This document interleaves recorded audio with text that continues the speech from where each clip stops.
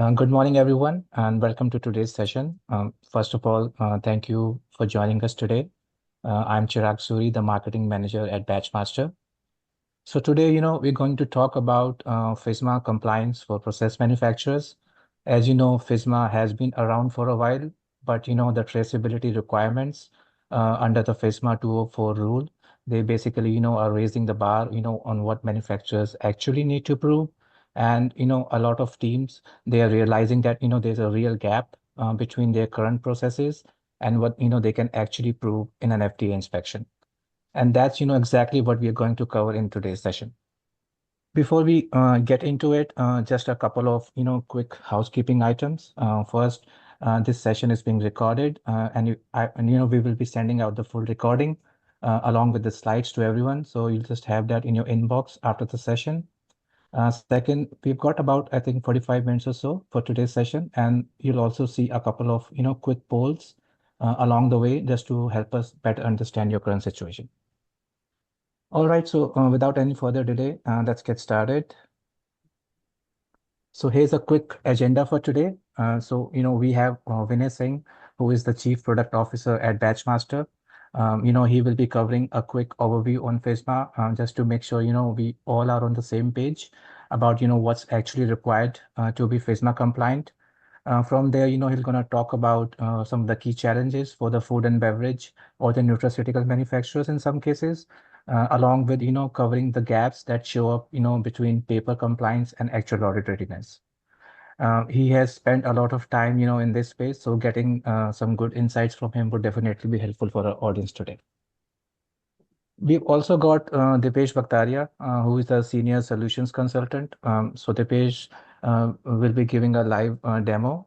So, you get to see exactly how BatchMaster ERP, handles the FSMA requirements we all have been talking about in real time. Lastly, we're going to wrap it up with a Q&A. I would request to keep dropping your questions in the chat, and we can address them at the end. So now let's, first talk about, why FSMA actually matters right now. Probably, we can see some numbers shown on the slide. So, first, the FSMA compliance market, is projected to hit around 10.2 billion by 2033, which is, up from around 2 billion in 2024. Obviously, that's not a small trend, as it reflects that, the entire industry is recognizing this to be a real growing area of investment. Second, you can just focus on the July 2028 date, which is the enforcement deadline for FSMA 204. And third, the FDA usually gives a 24-hour window for the manufacturers, to produce the traceability records if they come asking for it. So at this point, I think I would like to, hand it over to Vinay, who's going to provide some more details about it. He's going to walk us through exactly, what FSMA requires in practice and, where a lot of manufacturers are getting caught off guard. So Vinay, over to you. Thank you, Chirag, and thank you all for joining us today. I'm Vinay Singh, the Chief Product Officer. I'm really happy to see so many of you here. So let me start with one simple point. FSMA is not a future topic. See, one part of it, part 117, the preventive controls rule, that has been fully enforced since 2018. FDA checks it today through inspections, through inspection observations, through warning letters. So the part of FSMA are already knocking on the door. Now FSMA 204, that is the newer part. And yes, the date moved to July 2028. But please do not take this as a relaxation. The date was moved for one reason, so that the industry gets enough time to prepare properly. The requirement themselves, they did not change, not even one bit. Now, 2 years, is that enough time?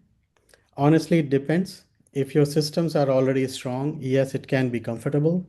But if you are changing how you capture data, every lot, every batch, every shipment, then the 2 years goes by very fast. Selections of new system, implementation, training and testing of new system, it all takes time. And here is the change that surprises many people. FDA increasingly expects proof from your system. Think about it like this. A file of a well-written SOP describes your process, but It does not prove that the process actually happened. That is the difference. And that is the main idea I will keep coming back to from the next 20 minutes in my presentation. So let us see in simple words what these rules actually ask for. So the easiest way to understand FSMA is this: two rules, two different jobs. On the left side, 21 CFR Part 117, preventive controls for human foods. Now, this rule applies to almost every FDA registered facility, and it has been fully enforced since 2018. What its job to prevent problems before they happen. So it asks for a written food safety plan based on hazard analysis and risk-based preventive controls, what we call HARPC. In simple words, what that means, you sit down, you list what can go wrong in your processes, and you write down how you would prevent it. That document plus the proof in your process, and you write down how, and actually follow it. Then it asks for a good manufacturing practices, supplier verification, a well-written recall plan, and of course, records to support all of these. Now the right side, FSMA 204, the food traceability rule. This is one narrower, but it goes much deeper. It applies only to foods on FDA food traceability list. What kind of foods? Things like soft cheeses, fresh produce, seafood, nut butters, ready to eat deli salads, etc. And this one is important. It also covers products that use these products as ingredients in the same form. So, what is the job of this rule? To prove where the food came from and where it went. Simple as that. But it defines a critical tracking events, key data elements at each event, a written traceability plan, and then the 24-hour rule. Full records in a sortable electronic format within 24 hours of FDA request. Not paper, not a filing cabinet, a spreadsheet that FDA can open, sort, and check so the investigators can filter by lot, by date, by product, the same way you filter the Excel sheet. Now, if you remember only one line from this slide, remember this: today, compliance is more about being able to show proof. Having a process is still essential, but by itself, it is no longer enough. You should be able to prove that the process actually happened with records created by your system at the time, not the records prepared later. Now let us go a little deeper into FSMA 204, because honestly, this is where the real daily work is. So the rule uses two terms. First, a critical tracking event, a CTE. What is that? Simply a point in supply chain where you must create a record. Second, a key data element, a KDE. That is the information the record must contain. That's it. CTE, where you record, KDE, what you record. And for a manufacturer, there are three CTEs covers most of the work. They are receiving, transformation, and shipping. So let us start on the left, receiving. Every time an ingredient from the traceability list arrives at your facility, what do? You record its traceability, lot code, the TLC, plus the quantity and the unit of measures, the product description, where it came from, and the date you received it. And by the way, a common worry here, where it came from, do you need to invent some new FDA numbering system? No, in most cases, your existing batch or a lot number can work as a TLC. What matters is that you assign it at the right point, capture it, and pass it forward. Now, the middle column, transformation. And see, this is the most important one. Now, I know this word sounds very regulatory, but in your plant, you do not call it transformation, you call it production. Making a batch, running the line. Let us take a simple example. Say you make a salad dressing. One step, or step number one, you stage your ingredients, the oil, the cheese, the spices. Step two, you blend it and process the batch. Step three, you fill it into the bottles. And step four, you pack those bottles into the cases. Now, here is the point. At every one of these steps, a lot identity has to travel from the product, ingredients lots, into the batch into the bottles into the cases. Each step carries the lot code forward, so the chain stays unbroken. So what does the FSMA record ask for? Which ingredients lot went in and which new lot came out. You gave a brand new lot code to the product you made. And this is the key part. You link it to every input lot that went inside with quantities, date, location, this link running through every step. We call it a lot genealogy. Think of it like a family tree of your products. And I will tell you, this is the backbone of everything we discussed today. Because if this link breaks at any step, one batch, one substitution, one rework, your whole traceability breaks with it. And this is exactly where the good system helps. It tracks each step's its own operation and keeps the lot codes connected automatically. You will see this live in the Pages demo in a little while. Then the third one is the shipping. When the product leaves your facility, you record the lot code and the quantity shipped, the product description, the customer, the date it shipped, and the location it shipped from. And one more thing, you pass this traceability information to the next company in the chain. And how does this information travel? Usually on documents you already use, the packing slip, the bill of lading, the invoice. The rule does not force some special format here. It just says, make sure that the next company gets the lot information. So the chain stays complete end to end. Okay, now here's the part that decides what kind of system you need. If FDA asks for traceability record, say during an outbreak investigation or a recall, you must give a complete CTE and KDE records within 24 hours as the rule, as a sortable electronic spreadsheet.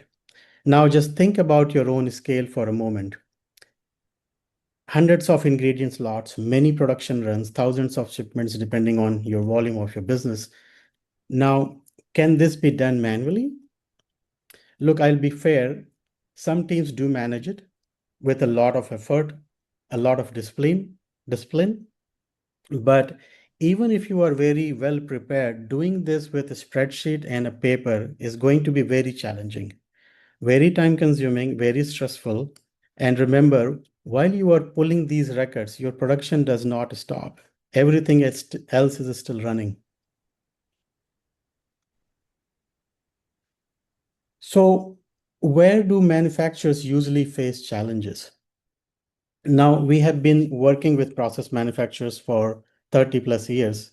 And in our experience, there are 5 areas that come up quite commonly. Every company is different, of course, but these 5 we see often enough that they are worth walking through. Gap number 1, lot genealogy. The company struggles to trace a finished good back to its raw ingredients at a lot level. The links are there, but where? Maybe in someone's memory, in different files, different registers, not end to end in one system. So when an inspector asks which lot of which ingredient went into this pallet,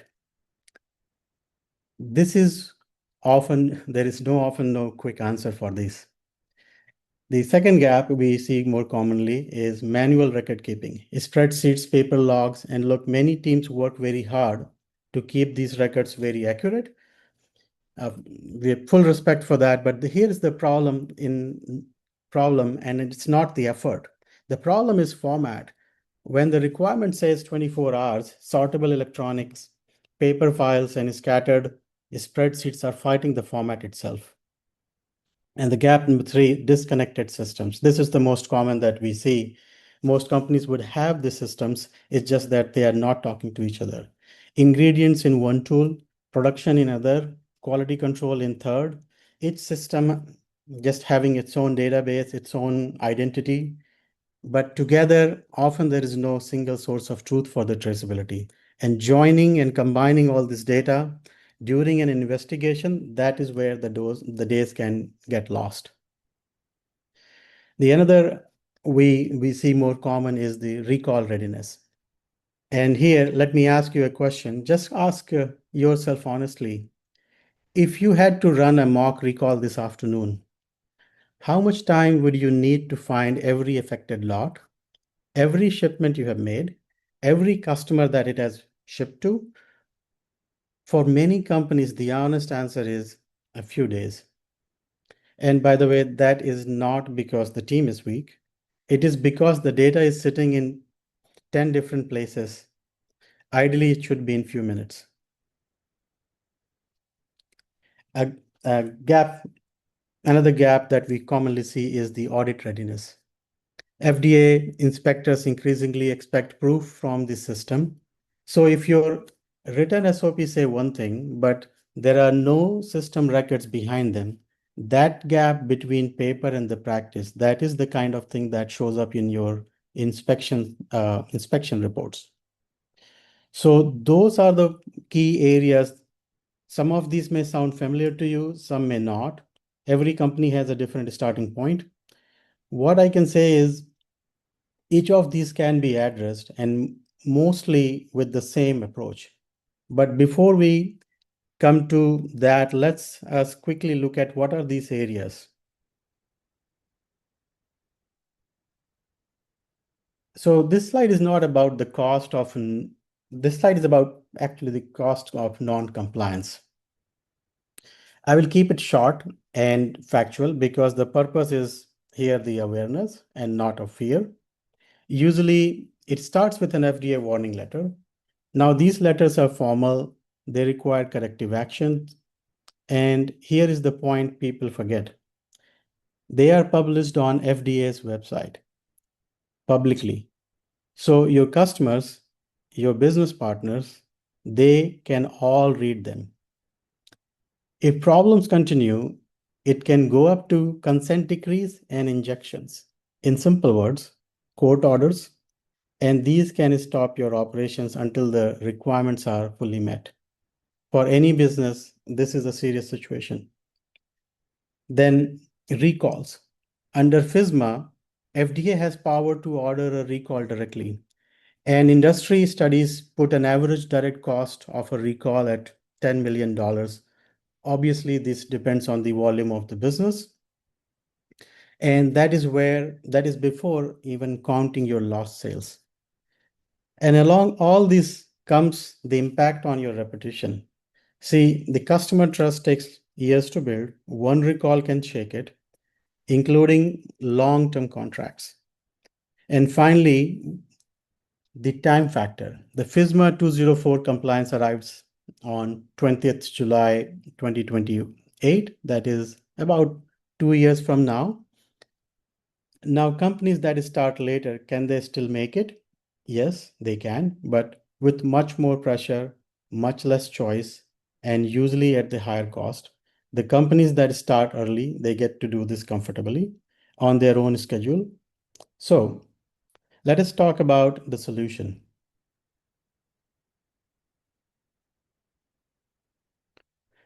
BatchMaster ERP is purpose-built for process manufacturers.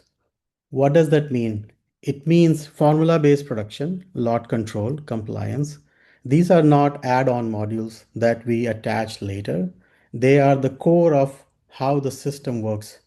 So the traceability, the lot management, the record keeping that FSMA asks for, all of it comes out of the box. Now let me quickly connect these 8 capabilities. First, the traceability core, bidirectional lot traceability, simple meaning you can trace it in both directions. Think of it as 2 scenarios. Scenario 1, there is a problem with an ingredient lot from your supplier. You trace forward. Where did it go? Every finished good it touched, every customer who received it. Scenario 2, a customer reports a problem with a specific case of a pallet or a case that had an issue. You trace it backward. You find out what went into it, every ingredient lot, every supplier, both scenarios in one system, and the answers in minutes. Along with this, KDE captures at every CTE, the critical tracking event. So the required data at receiving, transformation, and shipping, it gets recorded automatically. A natural part of the work, not an extra data entry. And with that, gap 1 is addressed, and a large part of the gap 2 also, which is recall and audit readiness. With recall simulation, you can run a mock recall at any time you want and find every affected lot, shipment, and customers in minute. Please watch for this in the DPS demo. Honestly, it is the best part. And then the electronic audit trail. The system generated timestamped record with electronic signatures and role-based access, meaning the system knows who did it, what, and when. And only the right people can change things, the kind of proof an inspector typically would look for. Third, daily safeguards. Self-life management automatically stops expired or unsafe materials from going into the production, and built into the workflows applies compliance checks at every stage. So the record exists because the steps simply cannot be completed without it. Number 4, quality and speed. Allergen tracking, certificate of analysis capture, supplier qualification, all supporting your Part 117 requirement. And when FDA calls, the system generates complete sortable traceability reports, meeting that 24-hour requirement. So again, one system, one audit trail, and you will notice that this is also the answer to the gap 3, disconnected systems. Now, instead of only telling you that this works, let me show you one real example. So let me quickly share one of our customers' story, just one example to show you how this works in practice. This is a food manufacturers. I will not name them. They are running a fairly typical operation with many products, multiple ingredients, lots to keep track of. Here, look at the first row, the lot genealogy, the transformation event. Before, the links between the ingredients and the batches all sitting in spreadsheets and the batch paperwork. And today, every production run is linked to each purchased ingredient with exact dates and the times. In the second row, you will see recall the 24-hour rule. Before, recall for a compliance question meant days of digging through the files, and today a suspect lot can be traced in both a direction in minutes, and the recall letters generated straight from the system, not have to do it outside the system. And the third row, audit-ready evidence, the most important.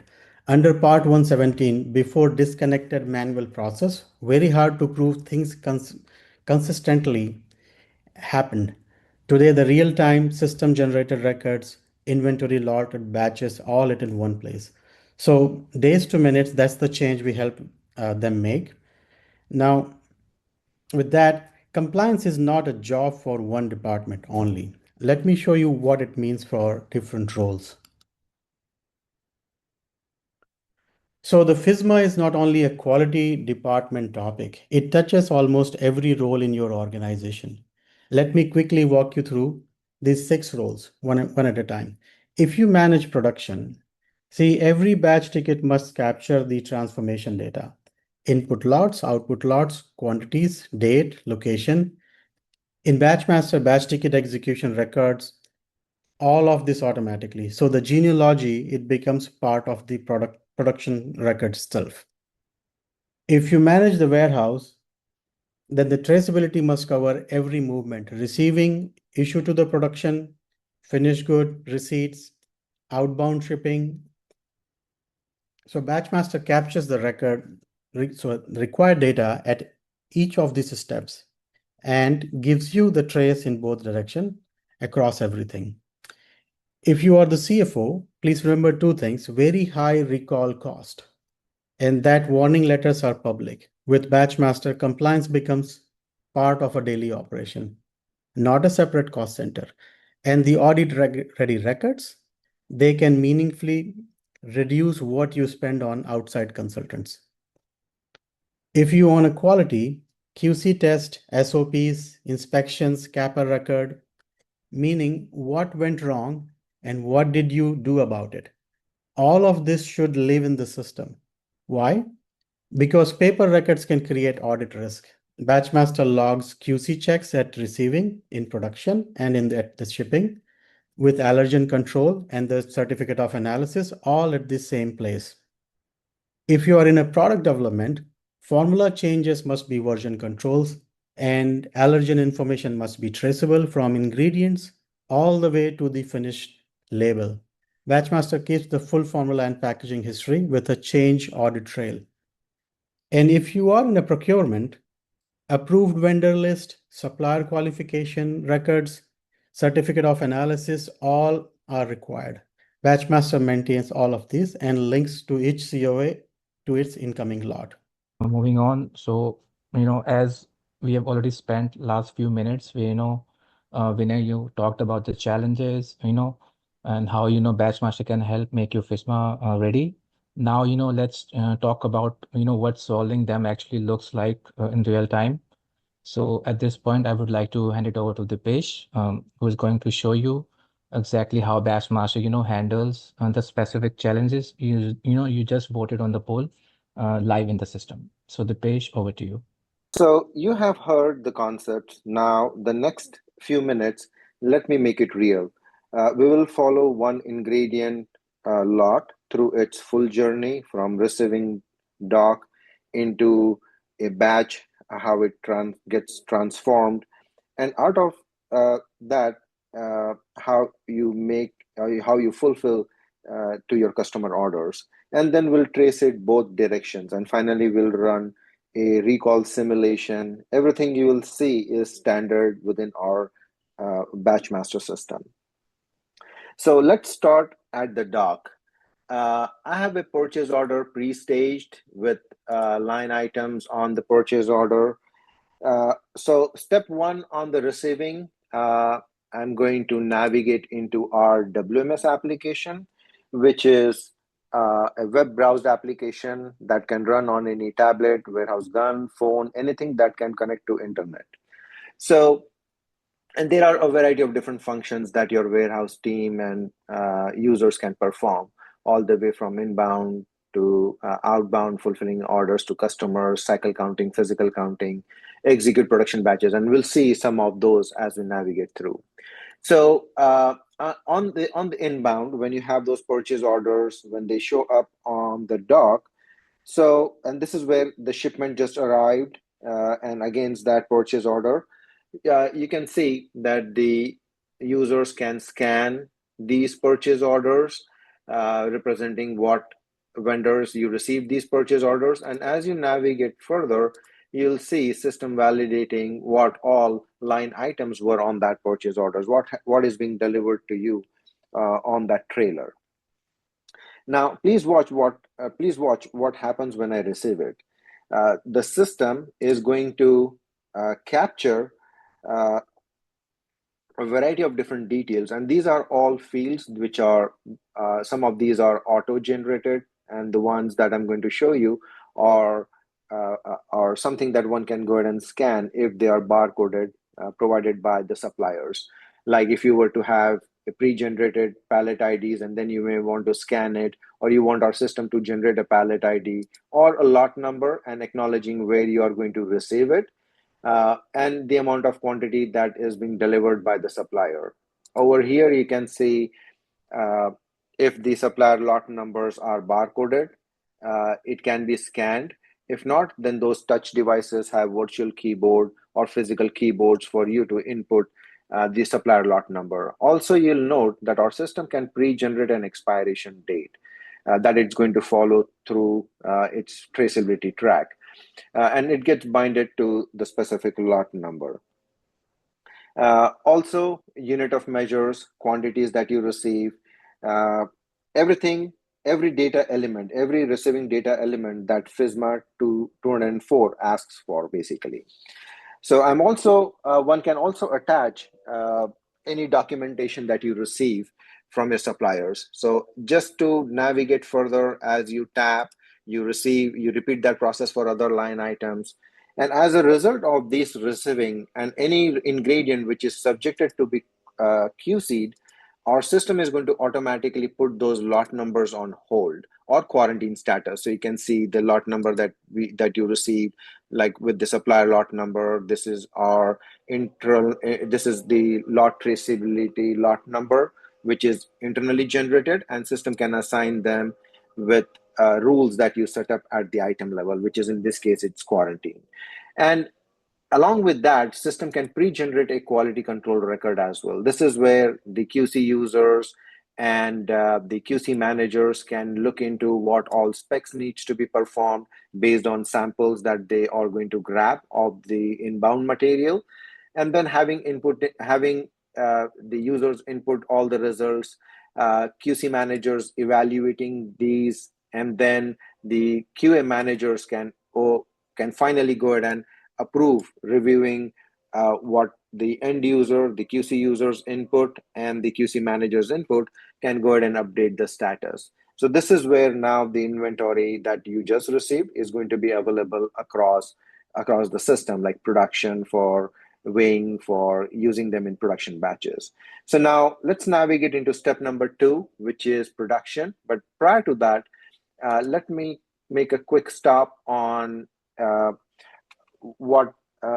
one can streamline production and optimize manufacturing. And this is just a product definition showing what you're making, how you're going to make it, what packaging components, ingredients, and what are the operations that are involved making those final product. And with the lot number that you just received, how it travels through different operations, maintaining the genealogy of the entire backbone, the traceability of it. So further, with this product structure, you'll be able to see that I have a production order which is pre-staged, and this is something that our system can handle using different automated tools or manual ways as well. But the key takeaway here are that when you have those demand and when you turn them into production batches, our system can it can vertically split into these different operations that help you make your final product, like it goes through intermediate process and then making the finished goods and then getting into the pallets or cases. And these are all different production batches. So, and all those will be reflected on a manufacturing order, is what we call batch ticket, where the formula specification, the packaging specification, everything gets rolled up. Now, in order to execute this, I may switch back to our WMS application, and one will see how one can electronically execute these and utilize those lot numbers that were approved by QA and QC. So based on the batch ticket that we saw, I'm going to issue those ingredients against this batch, and please look at those information as I scan my production batch, navigate to the next step. As Vinay was mentioning about all the CTEs and key elements that needs to be accounted for, you can see that these are like all my SOPs that I may perform around process or equipments. And system is making your operators to navigate and perform these steps sequentially. And that's why you have these arrow buttons there. But as you tap on this checklist, you'll be able to see that the operator has to go through these SOPs, manufacturing instructions, electronically sign off. And as a result of that, it starts to audit who checked those SOPs and who performed them. If you want to introduce a second level of verification based on configuration, you can enable them, and the verifier will be audited as well. So there are going to be 3 additional columns that our system is going to automatically add, making it more of a auditable record with username, date, and time. Navigating through the process, If there are any inspections like let's say if this production batch is going to take 6 hours or 8 hours, and periodically every 30 minutes, every 1 hour, you want your operators to collect some data. And these data could be, again, equipment related, product related, process related, any of these data. But again, these are all those CTE and key data elements that help you form the basis of statistical process control and forms the basis of FSMA 204. And these are all user defined that can hold numeric values, alphanumeric or visual inspections. In regards to the raw materials, and again, I'm not going to go through the picking process, but this is where your operators, production operators, are going to leverage once these materials are pre-weighed or staged in the preparatory room, is where you'll be able to see that as you scan these lot numbers that were just approved, you can also get our system integrated to weighing scales, which are Comport or internet scales. But as a result, as you scan these, all the lot numbers, you repeat that process for other line items. You tap on saving until then, and then as you scan all these lot numbers, you can tap on submit, and the link between that input lot. So this is something that the lot that we ended up using is going to transform into making the final product. So one can navigate right from here into the receiving transaction, and that will hold the finished good information, what was made, and even at this point, you'll be able to see that our system can pre-generate a lot number. You can have our system pre-generate an LPN number, or if it is pre-generated, you can scan them, acknowledging what production line it is coming off of, what amount of quantity you produced, and pre-generates an expiration date as well.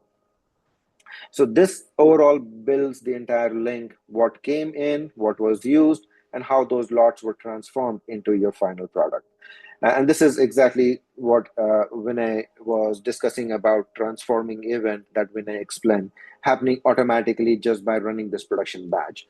And as a result of this, one can also incorporate in-process quality control, that your quality control team can grab the sample of in-process product and start to perform quality control. So this is where you can grab multiple samples, reinitiate samples, and perform these specifications, which could be more lab-oriented, like QC specifications, or this could be more inspections or checklists that we already saw how one can electronically. But overall, this all binds to that traceability part as well. Now, with the finished goods that you made, it's time when you can go ahead and fulfill these. So in order to fulfill let's say you have different avenues of recording demand in the system. One of the example that I have here is a pre-stage customer order. Let's say those products were made and it's time where we have to fulfill. Again, navigating back on our WMS application here, where it can go through picking. So your material handlers can pick and stage all the products, aligning to the delivery trucks, basically to the pickup trucks, basically. And as they are about to scan all the finished goods, their respective pallets, so you'll see that how one can ship, and the system is going to record what lot numbers were shipped, what quantities, to what customer, date, shipping locations, warehouses. So it binds all that information: order number, customer order, date, navigating further, what line items. And this is where one can go ahead and scan the lot numbers that needs to be shipped out, that needs to be fulfilled to your customer. And that holds the entire chain just by scanning the pallet IDs or lot numbers, and all these numbers would start to decrement as if it's in transit to your customers. So in all, you see that I did not do anything extra to build that. With all these 3 different steps, rolls up into the tracing part of it, which is the step number 4. And we'll see how one can get benefited with these traceability. So with that, let's navigate into the core application, and with the use case where I'll take the original lot number to trace forward, looking into every batch it went to based on the operation step that was represented on the product structure. Every finished good, that lot that came out of the production, and every customer that may have received those lot numbers.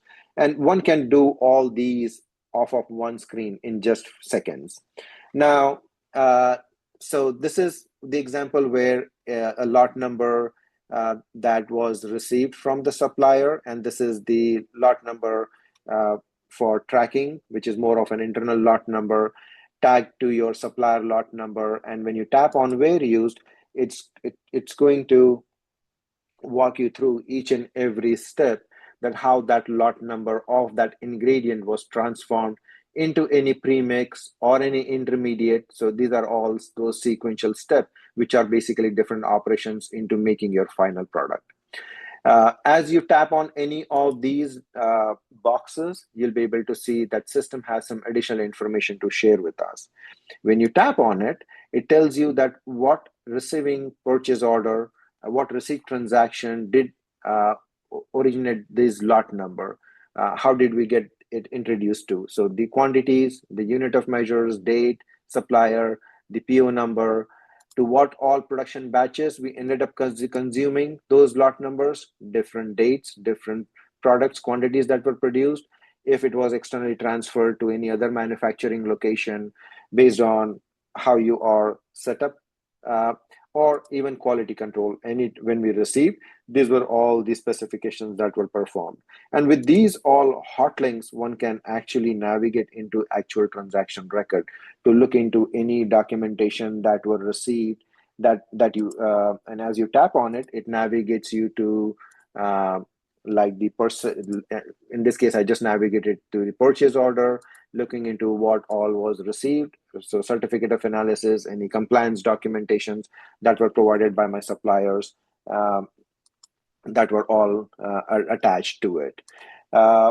Navigating back, so looking into how this all transformed into your finished good, let's audit this one, where as you tap on these, further telling that this finished good was produced using this manufacturing order, date and quantities that were made, what all customers did we ended up shipping them, different customers, different quantities that were shipped, externally transferred to 3PLs, or in-process quality control records will be all be recorded. From the now, let's look into the reverse direction, where we have this finished good and a lot number of the finished good that the customer is complaining about, and we need to trace it back through the batch that we ended up making. So just providing those criteria as you tap on expansion, it starts to give you the reverse traceability through batch to every ingredient and respective lot numbers that you received from your suppliers, giving you bidirectional lot level on demand traceability across within our system here. Now, how one can run through some of the simulations here, where you have the finished goods and it's tracing it back across the ingredients and respective lot numbers, and each and every widget here has these additional information to share with us. Now, the last step and the most important, suppose the supplier calls and or let's say the finished good, the customer calls, and this is where they want us to look into certain more information, or let's say the compliance officer may want you to generate a recall letter. So with a push of button, one can go ahead and generate these recall letters, which can be emailed, or you can export them into PDF or in different formats, and then they can be made available to all the customers that were benefited with the products that you ship to your customers. So that completes the demonstration. Let me hand it back to Chirag. Over to you, Chirag. Thanks, Dipesh. I think that was really an insightful demonstration. Really shows what these FSMA transactions actually look like inside BatchMaster system. So now, I think we already have consumed the entire session schedule time, but probably 5 more minutes are going to take. Just, I want to take a step back, just for a second and recap, what Vinay already covered about, how BatchMaster helps with the FSMA compliance. So BatchMaster, as he said, is built specifically for process manufacturers. So we have like all the traceability, lot management, and record keeping, with that FSMA requires. And that's not something, that's bolted on. It's already there out of the box. And with Batchmaster, if we talk about compliance, so that really comes down to four key things. First, you got an audit-ready system, so you're not, struggling when, someone asks for any records. Two, your FSMA 204 traceability compliant, which, the page just showed us in the demo. Three, you are recall execution tested, which means you have actually, run the scenario in real time. And four, compliance is completely built into the record itself, and that's not something, someone has to remember to do it separately. So, that's really the shift, we have been talking about today, going from compliance, being this thing that you need to do on the side to compliance, that's completely, baked into how your operations already run. Okay, so now, let me open it up for Q&A. I already saw a few questions coming in, so we can take those up. Yeah, here's the first one. It says, we are not on the food traceability list. Does that mean we don't need to worry about the FSMA compliance? Chirag, I can take that one. Okay. Very, very good question, first of all. And the short answer is FSMA still applies to you. Let me explain in 3 points. First, the traceability list decides only FSMA 204. Part 117, the Food Safety Plan, Preventive Controls, Supplier Verification and Recall Plan, that applies to almost every FDA registered facility.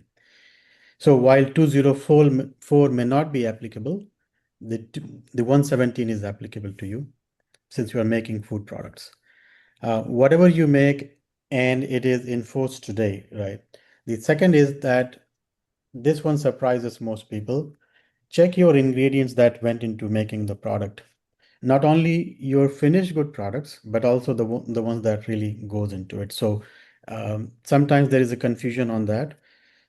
So while let's say a listed cheese or a fresh cut produce inside your product, that can bring you under the rule also.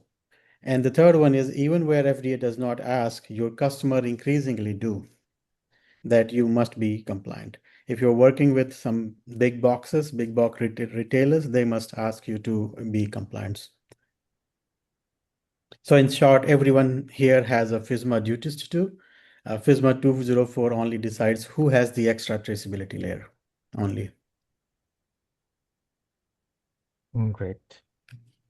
Here's the next one.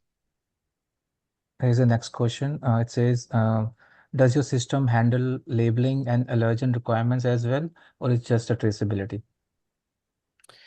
Yes, it covers much more than the traceability, as you have seen in the demo. The allergens are tracked at the ingredient level, and they are automatically flagged at the formulation, not at one level, at any level of formulation. If in particular allergen is used, it can flag that this product contains the allergens, and so that the rules that apply for allergen tracking, storage conditions, where they should be stored separately, all that would be applicable.